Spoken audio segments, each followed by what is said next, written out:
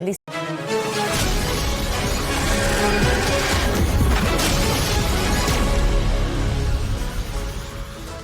evening, hello and welcome to the biggest exclusive. We continue to track this big story that has emerged. You have the top wrestlers of the country questioning the Wrestling Federation of India President Brij Bhushan.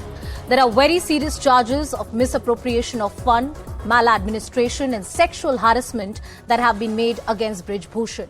He, on the other hand, has refuted all charges that have been levelled against him by protesting wrestlers who are right now sitting on a dharna at the Jantar Mantar. The wrestlers have levelled serious allegations, as I said, which include sexual harassment charges. There are various other charges like death threats, mental torture, harassment. The players claim that they have been forced to protest as they believe that this is their last resort. Their entire life and future is in jeopardy. The president in question, the Wrestling Federation of India's president, he has also spoken to media on the issue and has said that all charges are baseless and the players have flouted the rules in the past. He further added that the players did not register complaints with the federation. He further argued that he is not going to resign from the post because he has done no wrong. That is what he has said in that press conference that happened just a few minutes ago. There are some more latest developments coming in. Let's go to that. Well, the Delhi Commissioner of Women has issued notice to Delhi Police and Sports Secretary over allegations of sexual harassments against the Wrestling Federation of India president that has come to light. So you have the DCW which has swung into action and has taken cognizance of all these charges that have been made in the public domain. Anshul Singh with us on the broadcast. Anshul, DCW taking cognizance of these charges. DCW Swati Maliwal has gone ahead and taken into the cognizance the allegations that has been put forth by the wrestlers who have been protesting here since morning, and they are going to sit here in an indefinite strike. So in that notice, it has clearly been mentioned that the allegations are very serious in nature and hence a free and fair investigation should take place, and the details of the investigation should be shared with the commission as well. Because yes, the kind of allegations that has come to the fore, it is being said that junior girls are sexually molested by the national camp coaches, and not only the coaches but also by the president of the Wrestling Federation of India. So yes, these allegations that have come to the fore are definitely very, very serious in nature. Now it remains to be seen as to how quickly can the police now get into this, because no formal complaint at this point in time has been given to the police by these wrestlers. They are going to formalize this entire protest today is what we are being told, and in the next few days we are going to see that these wrestlers will seek time from the Prime Minister and from the Home Minister to meet them and put their point of view across in front of them as to what is happening in the Wrestling Federation of India and how. Anshul, you were there at that briefing when the wrestlers actually came out and spoke to the press at Jantar Mantar, and you name it and all charges are there, whether it's about misappropriation of funds, whether it's about misuse of a position which is actually a government position, misuse of power and authority, sexual harassment, the kind of misappropriation of funds that has been reported in the past as well. A plethora of allegations have been made, and the wrestlers also claim that there is a threat to their life as well, and that is why it took them so long to come out in the public domain. Take us through what they want next. Are they still sitting on a dharna? They demanded that they should meet, they should be allowed to meet the president, the Prime Minister and Home Minister as well. Let's see as and when that meeting happens. They've also demanded some kind of intervention directly from the PMO as well. There's some more breaking news coming in. Let's go to that. And the opposition party Congress has reacted to this controversy. The official Twitter handle of the Congress party has put out a statement which reads, I'm quoting, "Terribly embarrassing. Women players are being sexually exploited in the Wrestling Association." Female wrestler Vinesh Phogat has accused the Wrestling Association president and BJP MP Brij Bhushan Singh of sexual exploitation of players.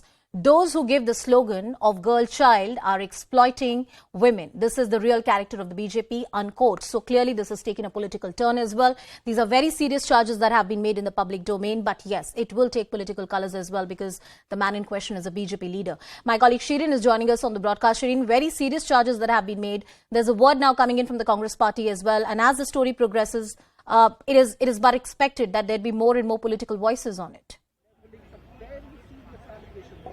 Absolutely, because the kind of allegation that has in fact been made by these wrestlers are very serious in nature, and that is why we are already seeing that the DCW has in fact sent notice to Brij Bhushan Singh. Apart from that, Congress has also jumped into this, saying that Beti Bachao, Beti Padhao is the slogan of the BJP, but the opposite is in fact happening here, because the kind of allegation, one is of course the misappropriation of the fund, secondly sexual harassment allegation is also coming in from these female wrestlers. So these are very serious in nature, and clearly there are going to be politics that is going to be played on this, because the Congress have been saying that there has been n number of such allegation against Brij Bhushan Singh, because just because he's a BJP MP, there has been no action taken against him. Now, as of now, at the moment, I am in Jantar Mantar, and the wrestlers over here continue to be here, though the Delhi police have in fact told them that they are not supposed to be here because the protest timing is over, but they continue to be here. They have been saying that they are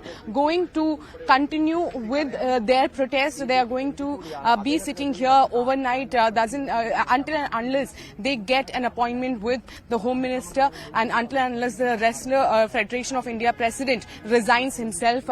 Till then, they are going to sit here in a dharna and going to continue their protest. It's terribly cold in the national capital. These are, wrestlers of repute who have brought glorious medals for the country, and they're sitting on a dharna demanding action against the Wrestling Federation of India president, and the allegations against him made by all these wrestlers who are on a dharna are very, very serious in nature. Reactions lined up for you on the story. मैं कहना चाहता हूं कि सामने कोई है कि जो कह दे कि फेडरेशन ने कभी किसी खिलाड़ी का शोषण किया हो, जो कमजोर राज्य के खिलाड़ी हैं। मैं ये पूछना चाहता हूं कि ना आप नेशनल लड़ोगे, ना आप ओपन नेशनल लड़ोगे, ना आप ट्रायल दोगे।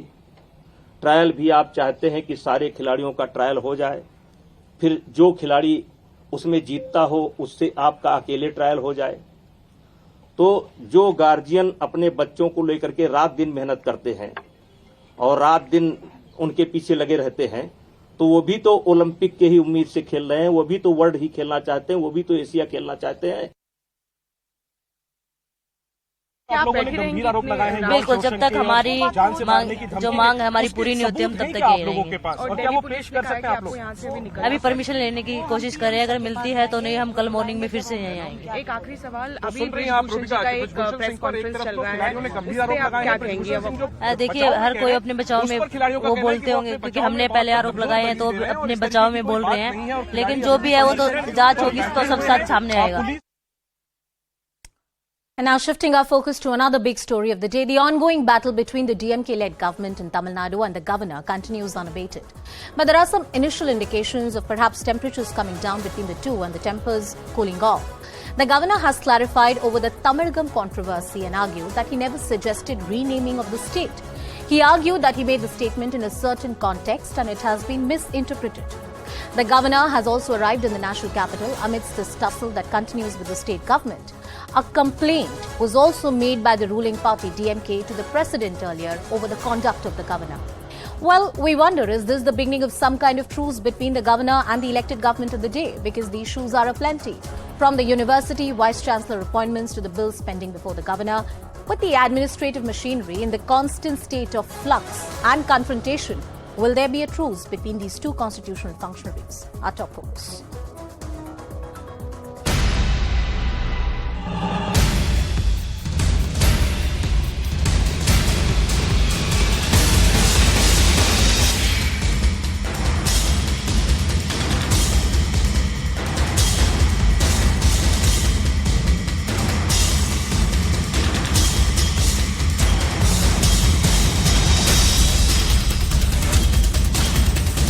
The governor spoke about Tamizhagam.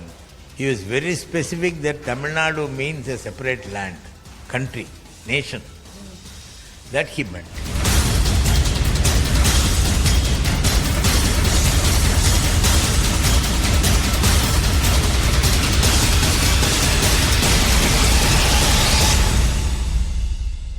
Well, it's worth revisiting some of the key flashpoints that we have witnessed between the governor and the elected government of the day. What are the key issues over which there has been a standoff between the two?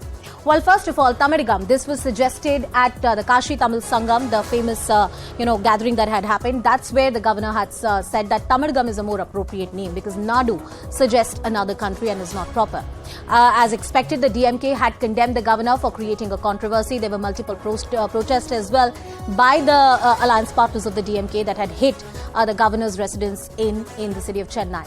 The Tamil Nadu Assembly had unanimously passed the bill, and this pertains to the bill that calls it against students when talking about the anti-NEET bill that was passed.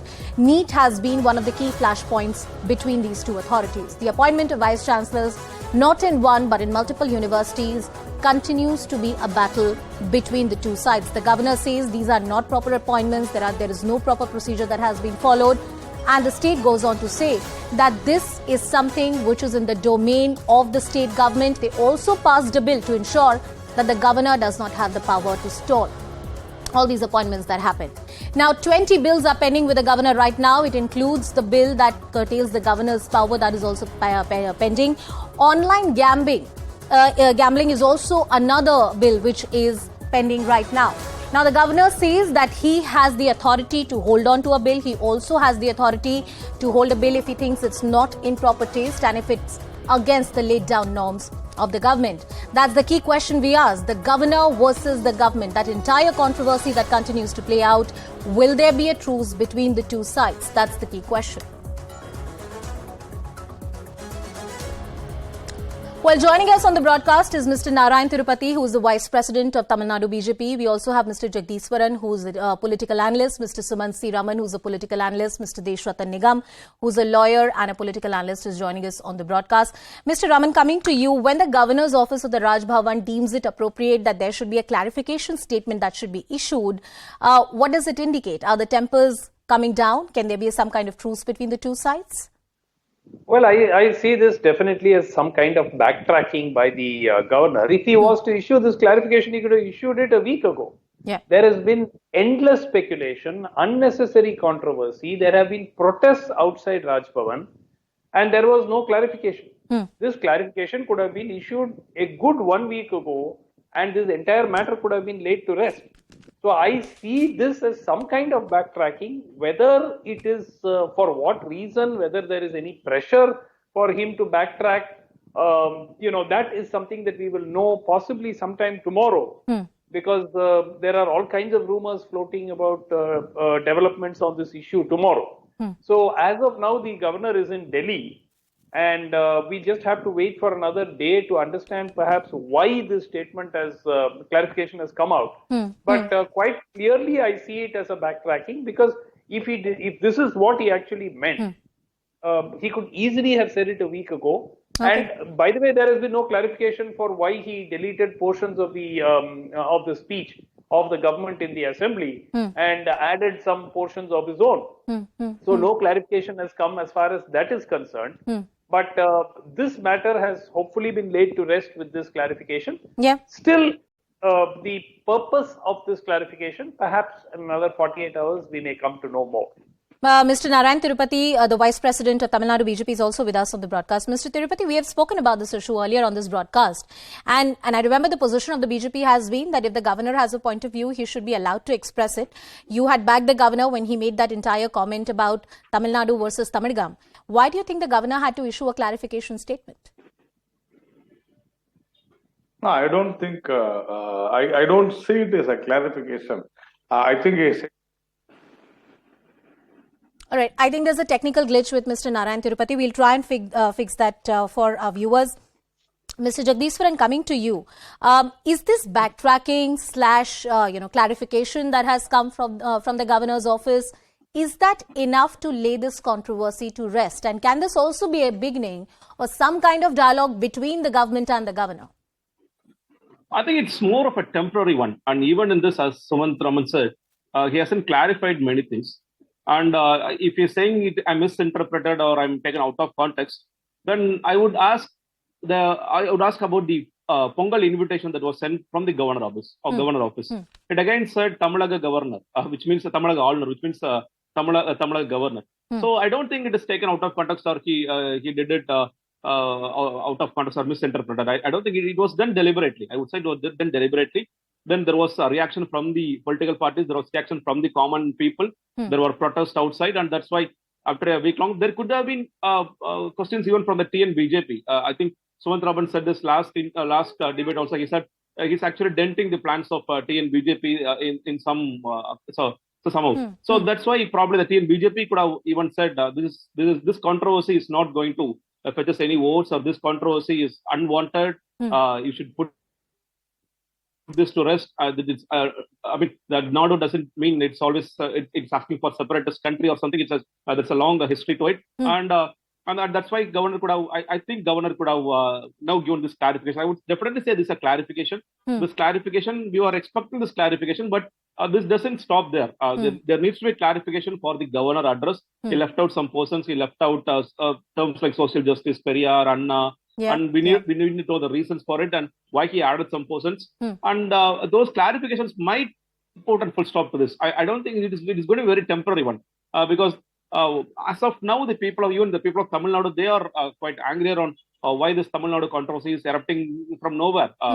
The people of Tamil Nadu, they don't think we need a separate country, we need a separate land. This is unnecessary controversy. And many times, whatever the governor speaks about Sanathan. And you're right in pointing out there are multiple issues between the present government and the governor. I mean, to believe that just because one clarification or a statement has been issued and all is going to be fine between the two sides, I guess that's too much to expect. Mr. Deshratan Nigam, perhaps a controversy for nothing. I mean, I can understand if the governor has a problem with certain bills, university vice-chancellor appointments, or he believes that the government has not followed proper procedure when it comes to certain laws and legislations.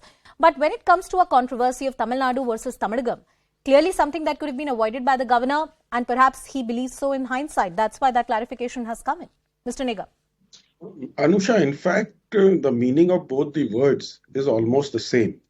It's a noble land of Tamils. And I don't think Mr. Ravi had any intention of stoking a controversy. Because a controversy consequently followed, then probably he needed to give some kind of a clarification. He is a very sophisticated person, and the role of governor is a friend, philosopher, and a guide to the state government. And to also keep a quiet oversight and watch on the working of the government without interfering. And I don't think this controversy was at all needed or required. And if at all the political parties had an issue, they should have, met with the governor instead of, going ahead with the controversy. It could have been sorted out. And this is, Tamil Nadu is not the only state. You had various issues like vice chancellor appointment when Mr. Jagdeep Dhankar was the governor of Bengal. Then you have the issues in Mr. Nigam, the counter argument that comes in and that is raised by various opposition parties as well is that why are the governors creating these issues / problems only in the opposition ruled state? They argue that the governor is a stooge of the ruling party at the center, and that is why all these controversies are being manufactured. That's what DMK is also arguing. Such kind of allegations have always been there since the time of the independence. And it's a constitutional post. Once a person is appointed, he has certain duties and responsibilities which he performs. Just because, the state governments do not want that oversight, that elderly oversight from the governor on various issues, like appointment of vice chancellor, or the governor is a chancellor of certain universities. So there is a role for governor. Governor is not a rubber stamp. Supreme Court has also said so. I believe that when you say that governor is not a rubber stamp, that was not envisioned in our constitution, and that is why governor has been accorded so much respect when it comes to the Indian constitution. Mr. Narayan Tirupati, I believe, is back with us on the broadcast. Mr. Tirupati, if you can hear me, why do you believe that the governor had the reasons to issue that statement / clarification? I mean, the BJP has supported the governor on all fronts. And if he has a right to, believe something or issue a statement that he believes is right and he has a right to that expression, why now withdraw it? Because the BJP has supported the governor on all these fronts. Mr. Tirupati. No, he has not withdrawn. See, it is not a clarification, but maybe he has exposed the DMK that they have misinterpreted so far all these things. So both, as rightly pointed out by the political analyst, both Tamizhagam and Tamil Nadu are same. Tamizhagam, Mr. Annadurai wanted Tamizhagam to be named instead of Tamil Nadu. It is written by Mr. Karunanidhi in his book called Odipadaitha Kanninai. Wow, wow, wow. There is. All right, Mr. Narayan Tirupati, with his views, that technical problem with him continues to go on. Mr. Sumant C. Raman, we have spoken earlier about this, but the record of governors vis-a-vis the role of the union government when it's an opposition rule state, it's a history of controversy when we see India post the independence. There have been times when at the instance of the union government, state governments have been dismissed and Congress is guilty of that kind of political history. But this is yet another chapter, because I don't think that with this one issue of Tamizhagam controversy or the clarification coming in from governor, all is going to be fine between the two sides. The issues are aplenty and perhaps no truce in sight.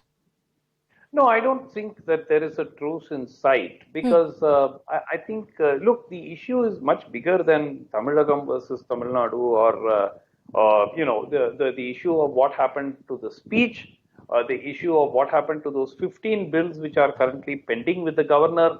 I think that, though the governor has been speaking on ideological related issues, I have no problem with that. But my concern is the bills are pending. What he did in the assembly is something that breached convention very, very clearly. It may not have breached the law, but it clearly breached the protocol and the convention that is usually followed. So I don't see the possibility of an immediate truce. But certainly the fact that he has been sort of forced to backtrack today and put out this conciliatory kind of clarification. Why do you think he's been forced to backtrack, Mr. Raman? Who forced him? I think that it was very clearly causing embarrassment to the BJP, because the state BJP has been growing. In fact, the state BJP president, Mr. Annamalai, in an interview to a regional channel a couple of days ago, clearly distanced himself from this statement. He said, in fact, he went as far as saying he didn't agree with that statement and he felt it was an unnecessary issue to be taken up at this stage. So I think that itself was a signal that, the governor was coming under some sort of pressure. And this clarification further confirms that, he's been forced to sort of adopt a more conciliatory tone. Yeah. I would not be surprised if at some point in future, may not be immediately, because that would be seen as a kind of victory for the DMK. Yeah. If perhaps, like he was shunted out from Nagaland, maybe a new governor could be posted for Tamil Nadu. May not be immediately, but after a few weeks or months.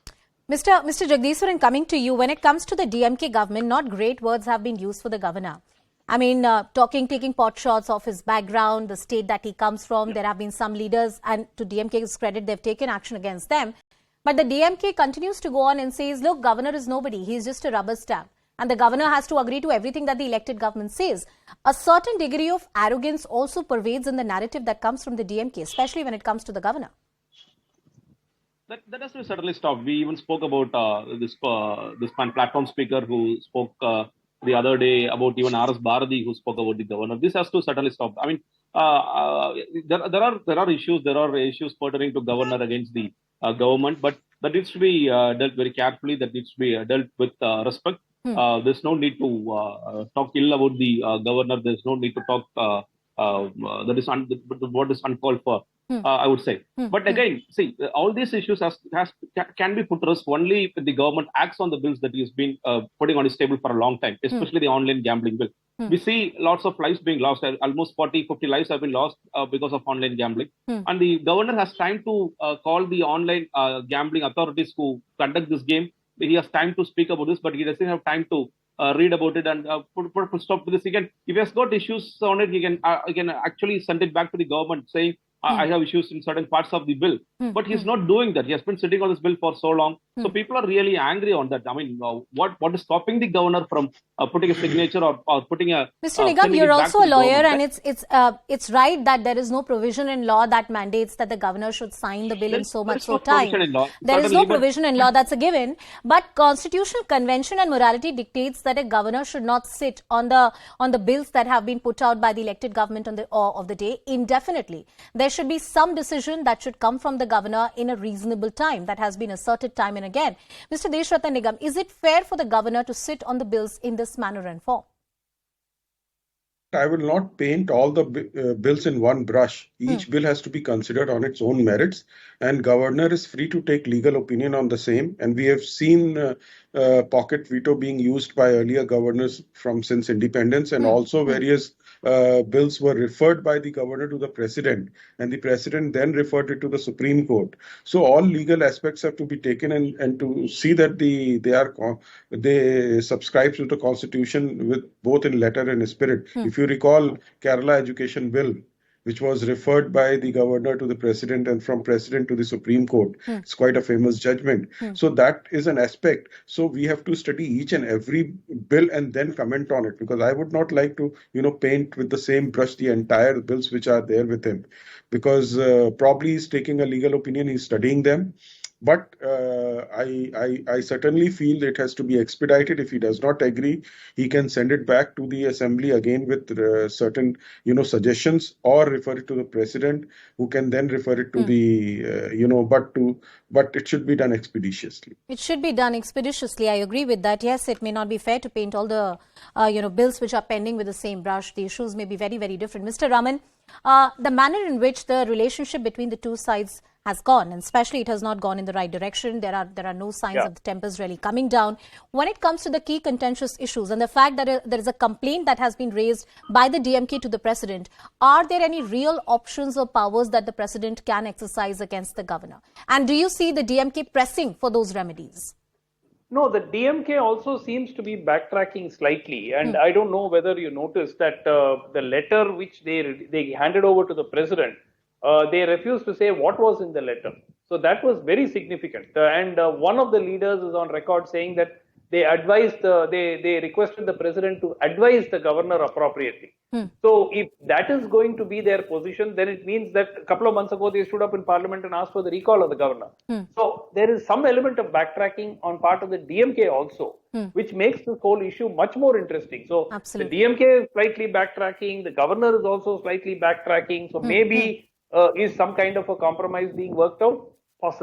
Possible that some kind of compromise is being worked out on both the sides, and that will be the interest of the state as well. The governor is not a rubber stamp. If he has some plausible points, he must suggest to the government. And at the same time, the government must also make sure that the views of the governor are taken into due consideration. Politicking on both the sides doesn't really help the case. With that, it's a wrap. Shivani Gupta joins you with Plain Speak. Thanks for watching.